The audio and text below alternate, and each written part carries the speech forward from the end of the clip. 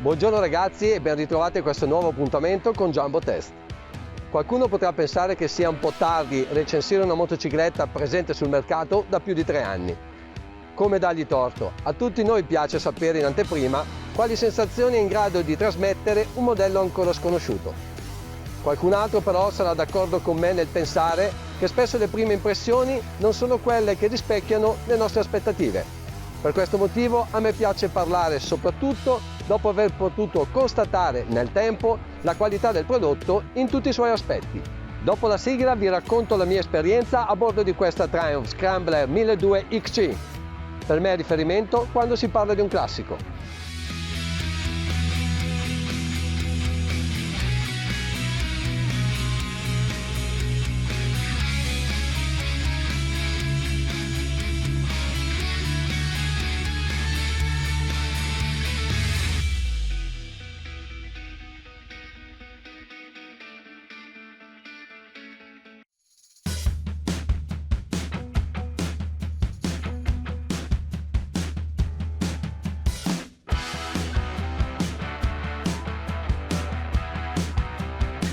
Salito in sella ho percepito quasi subito una taratura delle sospensioni piuttosto rigida, soprattutto sul posteriore, forse anche troppo se vogliamo considerare questa motocicletta un mezzo versatile.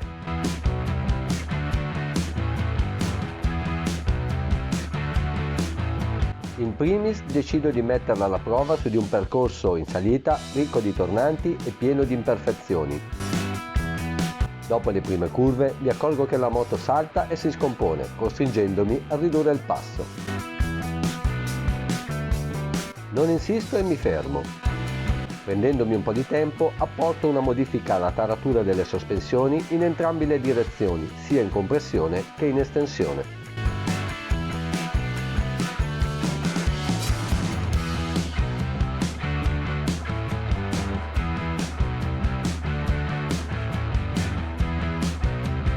La situazione ora è decisamente migliorata.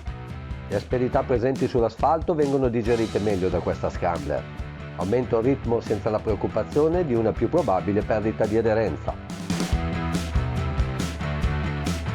Nonostante non sia un peso piuma, la Scrambler XC si gestisce con facilità grazie anche al manubrio piuttosto ampio. Le curve che predilige rimangono comunque quelle a medio e ampio raggio. A bordo di questa Scrambler si può mettere in discussione se sia veramente necessario avere una valanga di cavalli per potersi divertire. Una dopo l'altra snocciolo le marce ascoltando il sound degli scarichi sovrapposti. Il suono cupo che vi esce mi istiga nel dare decise manate di gas in uscita di curva. Il cambio risulta a volte un po' secco negli innesti ma rimane preciso. Non ne risente della fatica anche se strapazzato. La frizione è sufficientemente morbida da azionare. Nelle partenze da fermo strappa leggermente. Ripercorro il tracciato in discesa e prendo nota del comportamento dei freni. La potenza frenante, forse anche troppo sovradimensionata dalle pinze anteriori stilema della Brembo, si può ben gestire grazie a una pompa che ne limita il mordente nel primo attacco. Il risultato è una frenata potente ma decisamente modulabile. Anche il freno posteriore interviene con la giusta intensità. L'ABS entra in funzione con precisione chirurgica, scongiurando scivolate quando si finisce per frenare sullo sporco. Non avendo percepito ulteriori interventi da parte dei molti sistemi elettronici che questa moto possiede, non mi sento di fare commenti a riguardo. Raggiungo la tangenziale e scopro una moto piacevole anche alle medie velocità. Le vibrazioni sono contenute e non creano fastidi. La mancanza di un cupolino, neanche a dirlo, compromette il comfort di marcia una volta superata la velocità di circa 100 km/h. Concentrandomi sulle informazioni di bordo, mi trovo costretto a mettere in discussione la scelta da parte di casa Triumph. Il tachimetro, il contagiri e le informazioni di bordo sono leggibili solo se si possiedono dei superpoteri. Nel traffico ci si muove senza grosse difficoltà a bordo della Scrambler XC. Quello che non trovo agevole è l'utilizzo del comando delle frecce direzionali. Per azionarle è per me necessario distogliere quasi completamente la mano dalla manopola. Nel complesso trovo che i blocchetti sono eccessivamente affollati di interruttori. Personalmente li avrei preferiti più ordinati, intuitivi e posizionati in modo da poterli raggiungere più facilmente. Ottima la scelta della loro retroilluminazione. Qualche fermata di troppo nel traffico e un gran calore raggiunge la mia coscia destra. Il collettore di scarico, che per scelta stilistica è stato posizionato molto in alto, fa sentire la sua presenza.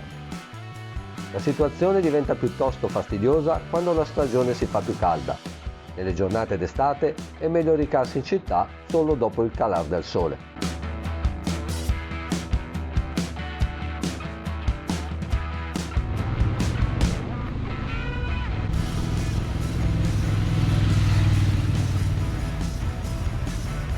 Nelle curve a gomito bisogna giocare con il corpo per trovare l'equilibrio.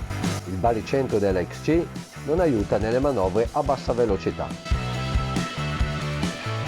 Le gomme di primo equipaggiamento sono adatte alle diverse condizioni di aderenza offerte dal manto stradale. L'oscurità non è un problema. Il faro è generoso nell'offrire luminosità anche affrontando strade particolarmente buie. Bello lo sfondo in modalità notturna, ma continuano a non piacermi le indicazioni così minuscole.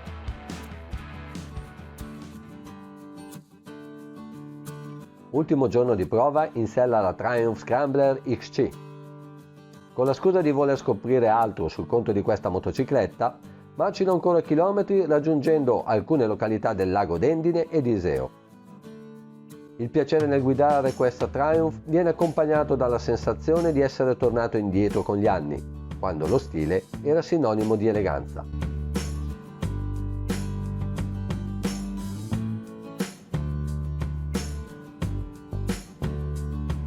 Giocando con le mappature non ho riscontrato un diverso comportamento del motore tanto da volerne parlare. Ciò che invece ho percepito è la presenza di un leggero effetto on-off alla riapertura del gas dal tutto chiuso.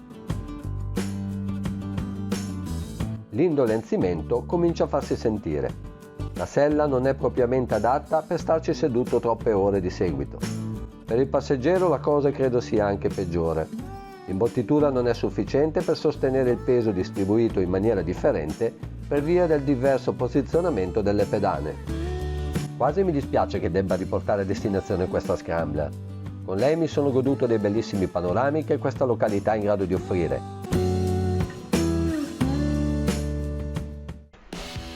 Ragazzi, non mi sarei mai aspettato tanto da una moto di questo segmento. Ora che l'ho potuta provare ho un'idea ben precisa di quale utilizzo poterne fare. Tra i tornanti di montagna sa regalare emozioni grazie a un tiro del motore entusiasmante e alla ciclistica ben studiata.